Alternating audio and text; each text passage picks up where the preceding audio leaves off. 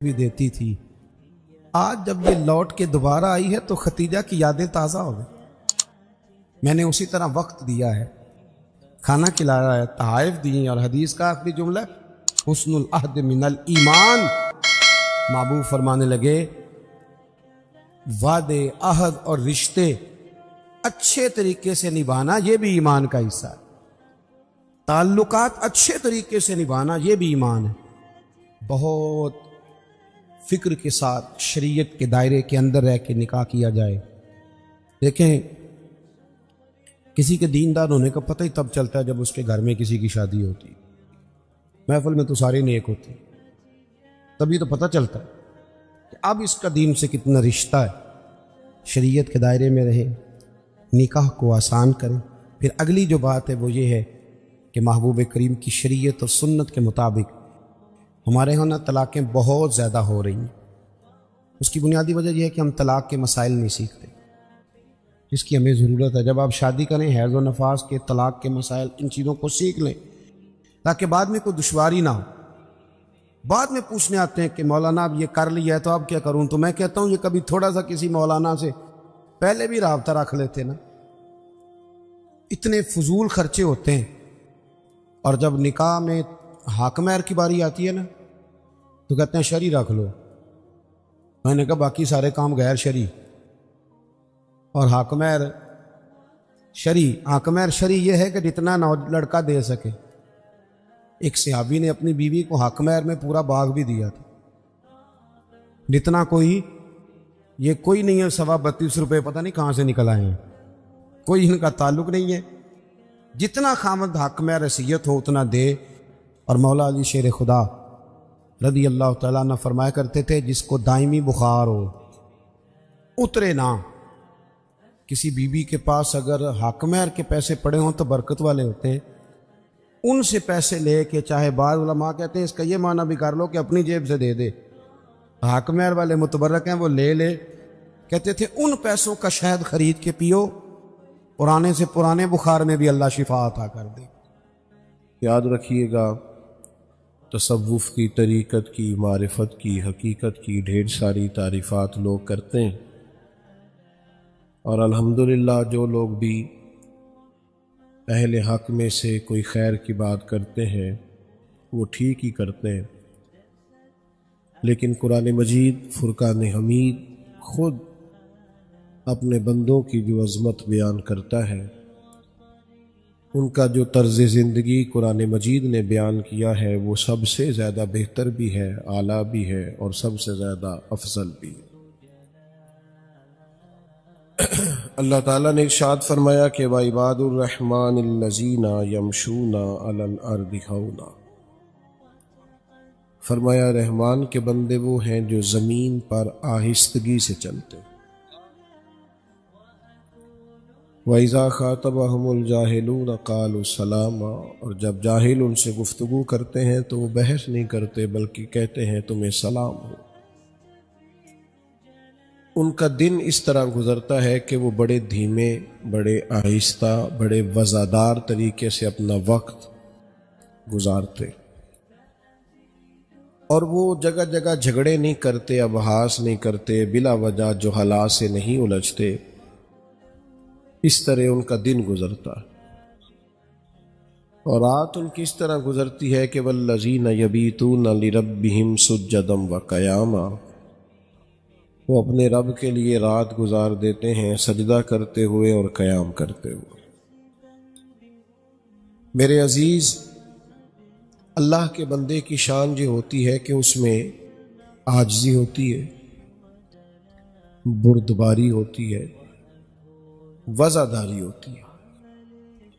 میں اور آپ جس معاشرے میں وقت گزار رہے ہیں اس میں بے صبری ہے، بے چینی ہے، ذہنی تناؤ ہے، الجھاؤ ہے۔ لوگوں کے پاس بڑا کچھ ہونے کے باوجود حلم کی کمی ہے، بردباری کی کمی ہے۔ ہمیں لوگوں کے پاس مال و دولت ملتا ہے، نامی گرامی لوگ ملتے ہیں، لیکن بعض اوقات وزاداری نہیں ملتی، بردباری نہیں ملتی۔ اللہ کے بندے کی شان جی ہوتی ہے کہ وہ وزادار ہوتا ہے، ہمارے ہاں جو دور آیا ہے تکلفات کا، بے جا قسم کے تکلفات ہیں، لوگوں کے کپڑوں کا حجم، ان کا بناؤ سنگار، نت نئے ڈیزائن، نت نئی پریشانیاں۔ ضروریات تو اللہ کے فضل سے پوری ہوتی تھی، لیکن خواہشات نے پورے طور پر لوگوں کو جکڑ لیا۔ اللہ کا بندہ زمین پر عاجزی سے چلتا ہے، سادگی سے چلتا ہے۔ سادہ طرز زندگی آسان ہوتا ہے، مشکل نہیں ہوتا۔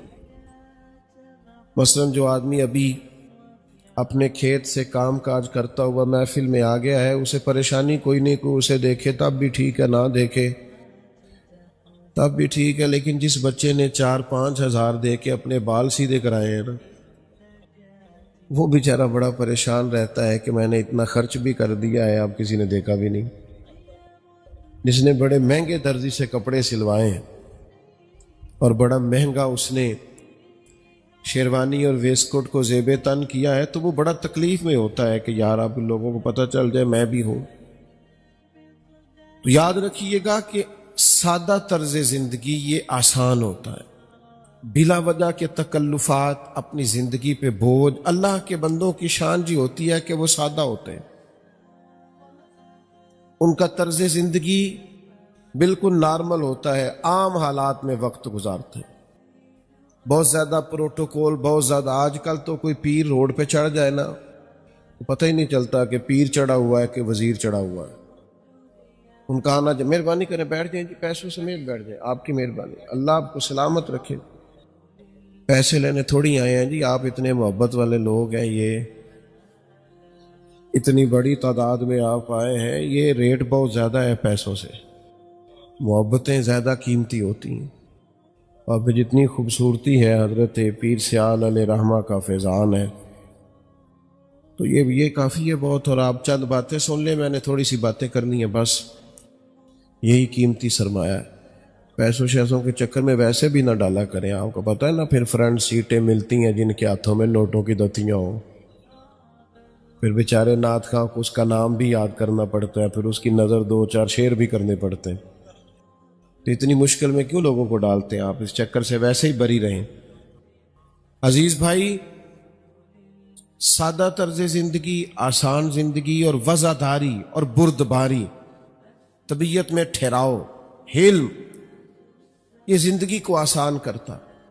نبی کریم صلی اللہ تعالی علیہ وسلم گزر رہے تھے، حضرت انس بن مالک رضی اللہ تعالیٰ عنہ بیان فرماتے ہیں سرکار نے نجرانی چادر اوڑھ رکھی تھی، دھاری دار چادر تھی،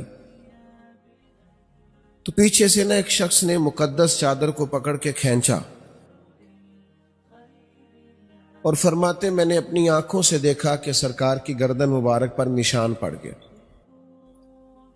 یہ بخاری مسلم دونوں میں موجود ہے۔ لیکن جب محبوب نے اس کی طرف دیکھا تو وہ کہنے لگا کہ میں بھکاری ہوں، کچھ مانگنے آیا تھا، میں سائل ہوں، سوالی ہوں، کچھ عطا کیجیے۔ اب ہمارے ہاں یہ ہوتا ہے کہ جو زور سے دروازہ کھٹکھٹائے نا، اس کو بھی خیرات نہیں ملتی۔ لوگ کہتے ہیں خیرات لینے آیا ہے کہ تو قرضہ لینے آیا، تیرا کیا انداز ہے آنے کا؟ لیکن اس نے چادر کو پکڑ کے کھینچا، نشان پڑ گئے، لیکن قربان جائیں، جب اس نے کہا میں کچھ مانگنے آیا ہوں تو میرے کریم نے مسکرانا شروع کر دی۔ بردباری، ٹھہراؤ، وزاداری، درگزر اللہ کے بندوں کی شان ہوتا ہے۔ ہمارا یہ مزاج ہوتا ہے کہ ہم بردبار نہیں ہوتے۔ یہ بتائیے کہ چڑھانے والا زیادہ خطرناک ہوتا ہے یا وہ خطرناک ہوتا ہے جو چڑھ جاتا ہے؟ جو چڑھ جاتا ہے نا وہ بندہ زیادہ خطرناک، وہ بیچارہ زیادہ پریشان ہوتا ہے۔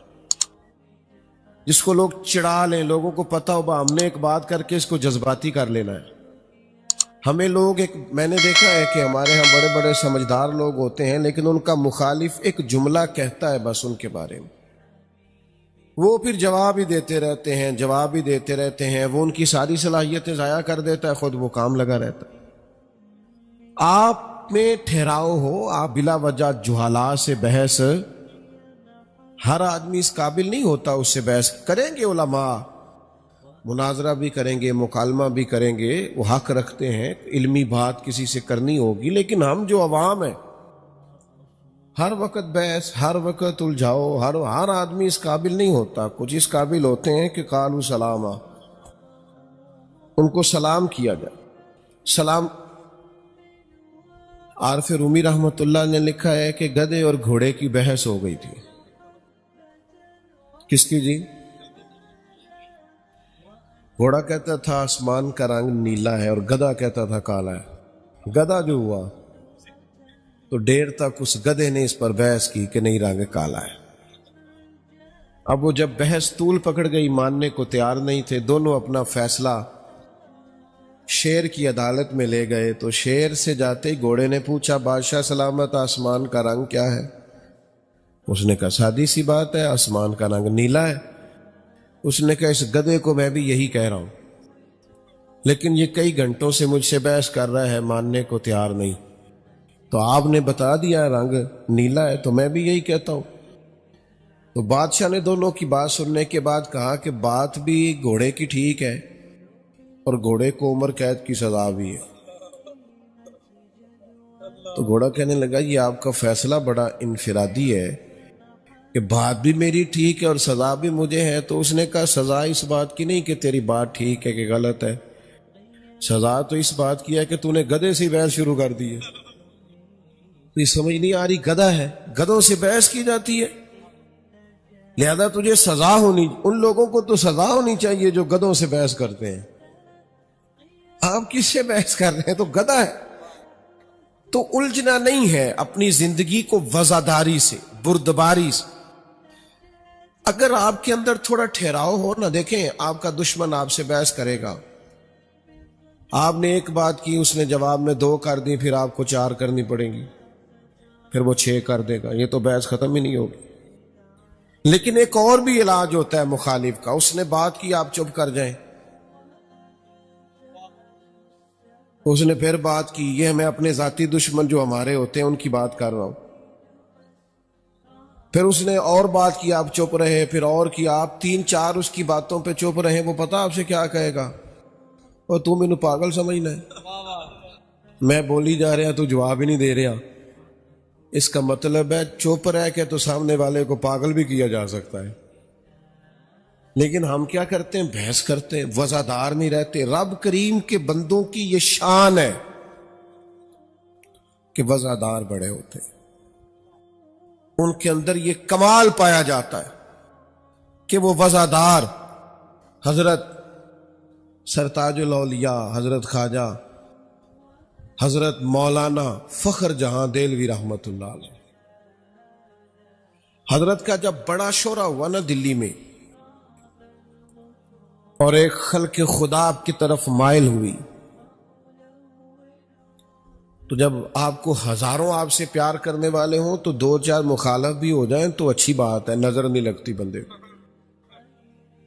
اس کا بھی لطف ہے اور لطف بھی لینا چاہیے. تو جب بہت زیادہ لوگ آپ سے محبت کرنے لگے تو بادشاہ کو فکر ہوئی کہ اگر یہ پیر صاحب مولانا مضبوط ہو گئے تو کل کو میرے لیے مسئلہ ہی نہ کھڑا کر دے. اس نے ایک سازش رچی اور بڑی محنت سے, بڑی کوشش سے, وزیروں مشیروں سے مشورے کر کر کے بڑے طریقے سے ایک عورت کو تیار کیا. پھر اس خاتون کو کہا اس طرح تم نے اداکاری کرنی ہے. حضرت فخر جہاں دہلوی رحمت اللہ تعالی علیہ جمعے کی نماز کے بعد جامع مسجد دلی کی سیڑھیاں اتر رہے تھے. ارد گرد دائیں بائیں آگے پیچھے محبت کرنے والوں کا رش تھا. اللہ نے ان کو اعزاز دیا تھا, قبولیت عامہ اللہ نے عطا فرمائی تھی. اب بہت سارا ان کے گرد لوگوں کا اجتماع تھا.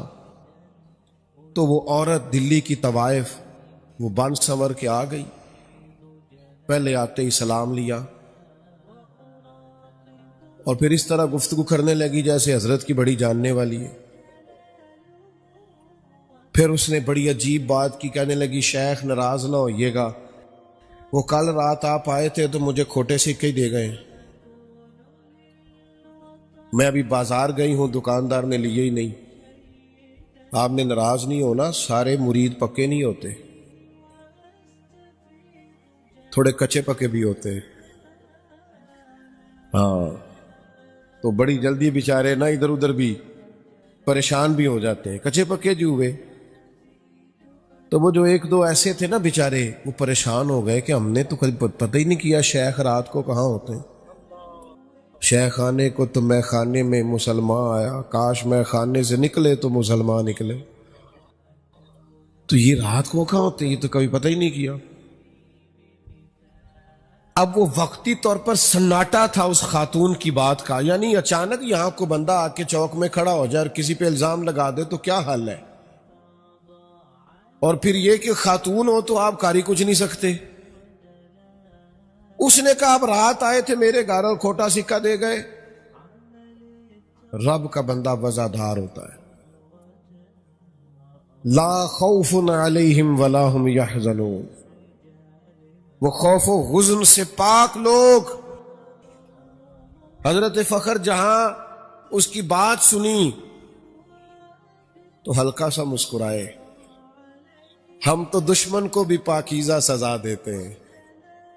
ہلکا سا مسکرائے اور وہ کھوٹے سکے اس سے لے کے جیب میں ہاتھ ڈالا، رسلی سکے نکالے اور 3 دفعہ فرمایا. اللہ کے بندوں کی شان، 3 دفعہ فرمایا. فرمانے لگے بیٹی، او میری بیٹی، او پیاری بیٹی، تو کھوٹے دے جا، اصلی لے جا، اور دوبارہ بھی کبھی ضرورت پڑی نا تو پتر آ جانا. فخر جہاں کا دروازہ تجھے کھلا ملے گا. حضرت نے یہ جملے کہے اور بڑی وزاداری سے، کسی لفظ نے کوئی حرف ٹوٹا نہیں، کوئی جملہ بکھرا نہیں، کوئی بے چینی نہیں نظر آئی، کہیں کوئی گھبراہٹ نہیں، کوئی جھول نہیں بات میں. پوری وزاداری سے جملے بولے. اور جب تیزی سے سیڑھیاں اتر رہے تھے نا تو وہ بی بی چند منٹ تو سکتے میں رہی. اسے سمجھ نہ آئی میرے ساتھ ہوا کیا ہے. وہ بدنام کرنے آئی تھی. حضرت نے 3 دفعہ بیٹی کہا، اتر آئے اصلی سکے دے کے. پھر تھوڑی ہی دیر کے بعد رونے لگ گئی اور سامنے سے آ کے شیخ کے پیروں میں بیٹھ گئی. کہنے لگی، او دلی کے بادشاہ، میں تجھے بدنام کرنے آئی تھی اور میں نے اس کام کے پیسے لیے تھے، اداکاری کرنے آئی تھی، پر میں وہ بی بی ہوں، اتنی بدنام ہوں کہ میرے اپنے بھی مجھے اپنا ماننے کو تیار نہیں ہیں. اور تیرا حال یہ ہے کہ میں بدنام کرنے آئی اور تو نے مجھے بیٹی بنا لیا. اور 1 دفعہ نہیں، 2 دفعہ نہیں، 3 دفعہ کا بیٹی بیٹی بیٹی. یہ لفظ کے پھر اور تڑپی اور کھل کے روئی اور پھر اپنا آنچل اٹھا کے پلو اپنے چہرے پہ نقاب کر کے کہنے لگی، حضور اب میں دلی والوں کو بتاؤں گی فخر جہاں کی بیٹی کیسی ہوتی ہے. آج سے ہر گناہ سے توبہ، اور میں اپنے گھر کو آج سے مسجد قرار دیتی ہوں. وہاں کوئی تماش بین نہیں آئے گا. اب قیامت تک وہاں محمد عربی کے نام کی اذانیں پڑی جائیں گی صلی اللہ تعالی علیہ وسلم. اللہ کے بندوں کی وزاداری، بردباری، ان کا حوصلہ، ان کا ظرف، ان کا کمال. وہ جتن جتن تے ہر کوئی کھیڑے، تو ہارن کھیڑ فقیرہ. جتن دا مول کوڈی پیندائی، ہارن دا مول ہیرا.